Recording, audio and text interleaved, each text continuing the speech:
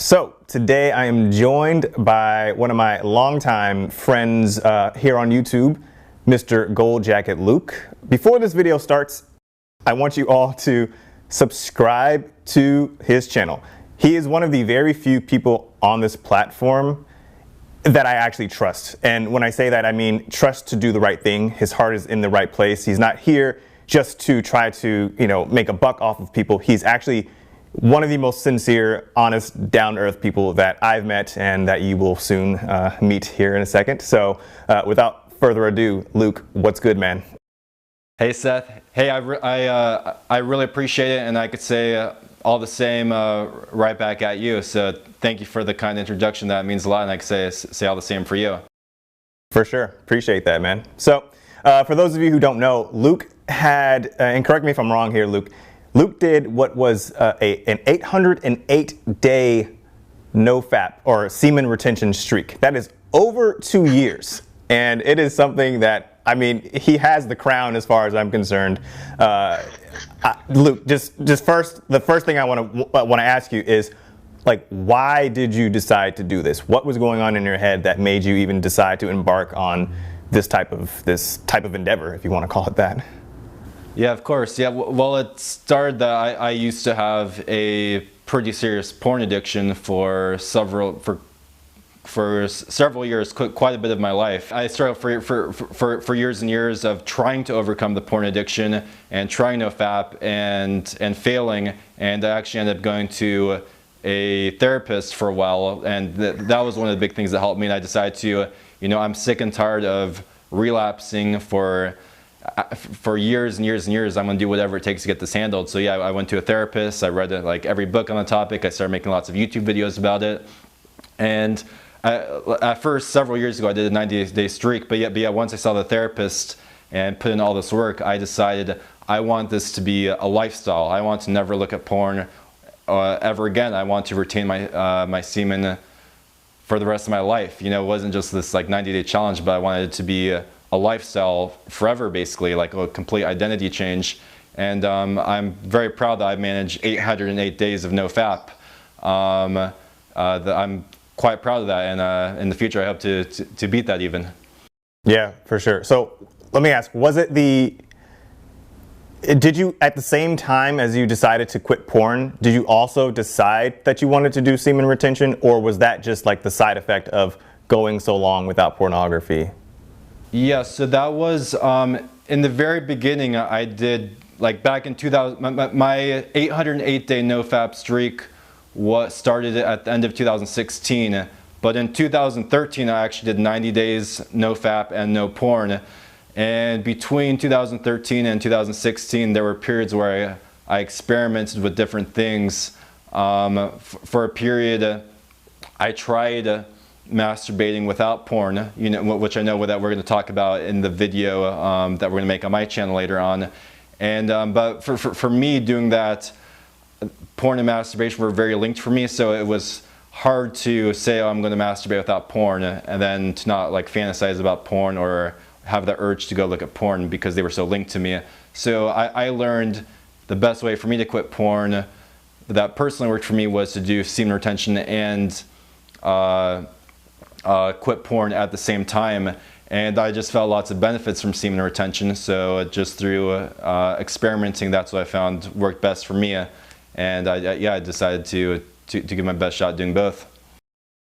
Damn, that's crazy, dude. Well, congrats. I know it's a little late, but I still tip my hat off to you. That was a pretty massive amount of time to go without it, and it seems like you're always kind of pushing the envelope and trying to stretch yourself even further. So I talked to some of the guys on my Instagram, and we thought we would ask you some questions about this 808-day streak. So first question we'll toss out there is, what is something physical, or yeah, what is something you changed physically or experienced on a physical level going this long with holding your seed?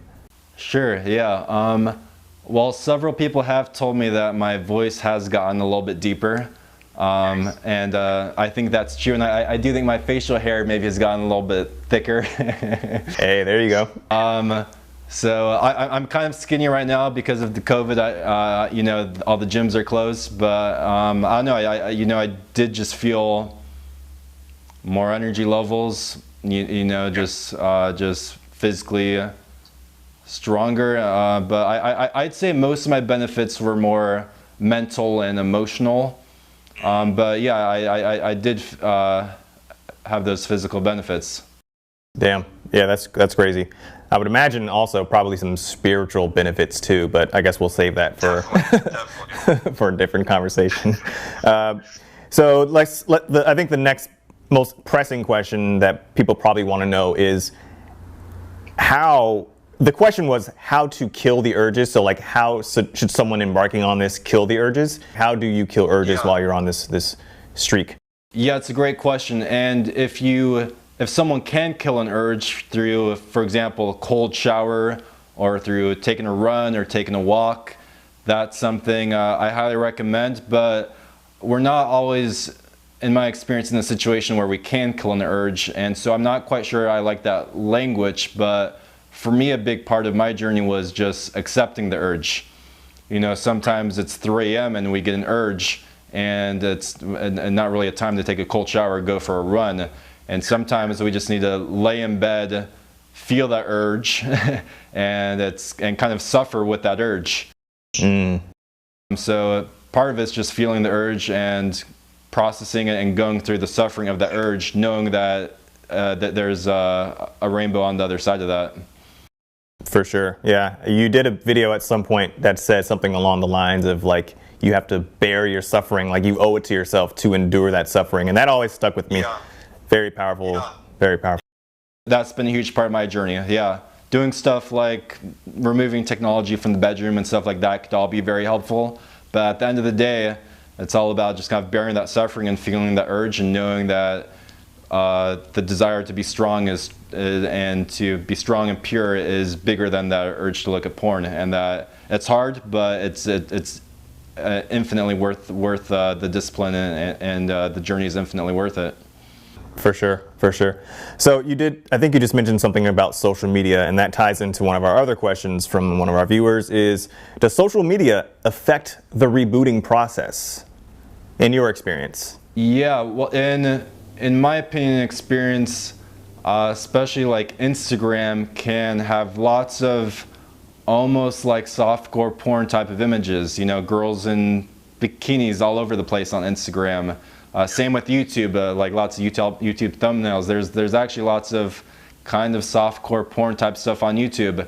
So in my experience, it's important to be extremely disciplined and structured about how one uses social media. For example, no social media at night, or I know lots of people who have just deactivated their social media if they're trying to get rid of an addiction because there's so many triggers there. But that's one good thing about porn addiction recovery is it forces us to improve other areas of our life that if we never had a porn addiction, maybe we would just leave under the radar. So it's a good habit anyways to not be on social media that much anyways. Yeah, for sure. I always say never underestimate anything that could possibly trigger you, because it doesn't take much. Especially when you're like very new to this, it does not take a lot. It can be literally a billboard, and on that billboard on the freeway or something, you see a woman in a bikini, like that could send you down. So social media, it's crazy in our society. Yeah, it's everywhere. 100%. 100%. So yeah, you gotta be careful out there. Okay, so another question we have is it healthy to not masturbate? Because there seems to be a lot of confusion centered around like the whole prostate argument. Like, well, enjoy your prostate cancer seems to be one of the most popular comments from NoFap disbelievers. So what is your take on whether or not it's healthy or not to masturbate? Yeah, and it's a great excuse by the porn addicts or the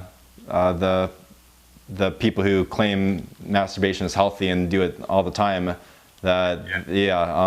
It's, in my opinion, similar to the argument that cigarettes were healthy 50 years ago. I've actually done a lot of research on this. I even made like a 20-minute video on my channel going through the prostate stuff, and through all my research, there's nothing conclusive that not masturbating affects the prostate. And I think not masturbating is the healthy thing to do that actually should be encouraged.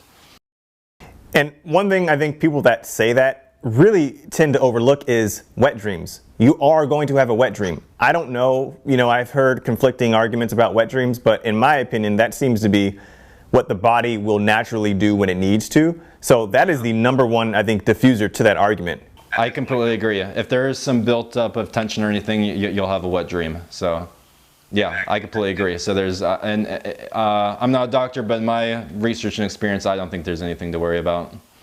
I think that automatically cancels out that argument. So to all the NoFap haters, you have nothing, again, you have no ammunition to fight this, okay? Your body will do what it needs to do. All right, so it seems to be another popular question is, does masturbation without ejaculation count as NoFap? And I'm kind of laughing because I don't know exactly what that means, I guess. Yes, I'm guessing that's like edging. Okay. I mean, does it count? Everyone has different goals, so it depends on what your goals are. Yeah. So I think that's kind of like playing with fire, to masturbate and edge yourself to get close and then not ejaculate, and doing something like that where you're getting really close and teasing yourself. That could actually be something that builds up some pressure, maybe. Yeah. I don't have experience with that. I was never into that. I would, I mean, as long as you're not looking at porn, I think that's the main thing. But I would be careful. The edging or masturbating without ejaculating, that seems to me to be playing with fire, and that's not something I would recommend. What are your thoughts on that, Seth? Yeah, now that I'm thinking about it, I'm assuming this person was asking about pornography. But, the better question would be, if you're an alcoholic, is it okay to go into a bar, order a beer, put the beer up to your mouth, but not actually sip it? You're literally playing with fire, as you said. There is no value in that. If you find yourself in that scenario, it means, or it says that there's still a lot of room for you to grow, and there's still more for you to go. So I think the type of person that asked that question is probably still stuck in a headspace where they're having a hard time separating themselves from the addiction. And I think that's a common question to ask. I think you're completely right, yeah. So yeah, I don't think you'll ask that question unless you are still kind of in that very vulnerable, touchy state, where you're trying to fight this thing head on. So yeah, and I think the last question to kind of wrap this all up is, was it worth it? Yeah, 10,000% yes. This has been one of the most rewarding and fulfilling journeys in my life. This is one of the things I'm most proud about. My self-esteem is way better, my confidence is way better, my energy is up. When I look at myself in the mirror, I'm proud of myself. I'm more confident around girls. I'm more myself. I don't have an addiction. I feel more in control. It's 10,000% worth it. I'm inclined to agree. I haven't made it to 808 days, nowhere near that, but I'm going to go ahead and say I agree with you that it is worth it. And even for the guys that are out there that are trying and failing, even trying and failing is worth it. It's way more worth it than just perpetually falling back into these old habits and patterns of masturbating to pornography or masturbating without pornography. It'll always be worth it. And I know that there are all these conflicting ideas and opinions about it, but you have to decide for yourself. You have to, don't listen to this video and just assume that what we're saying is true. Like, figure it out for yourself. Is this right for me? But yeah, I think unanimously most guys that are on the NoFap journey agree that it is 10,000% worth it, like you said. You know what? Look, Luke, very, very glad to have you on the channel today. Thank you for taking the time out to kind of share your experience. Again, if you guys are not subscribed to my boy, I will leave a link. It'll be the only link in the description. Well, maybe not the only, but the first. Subscribe to his channel. I'll leave a link to his YouTube, his Instagram, and just show your love and support. And yeah, Luke, thanks again, man. Appreciate you.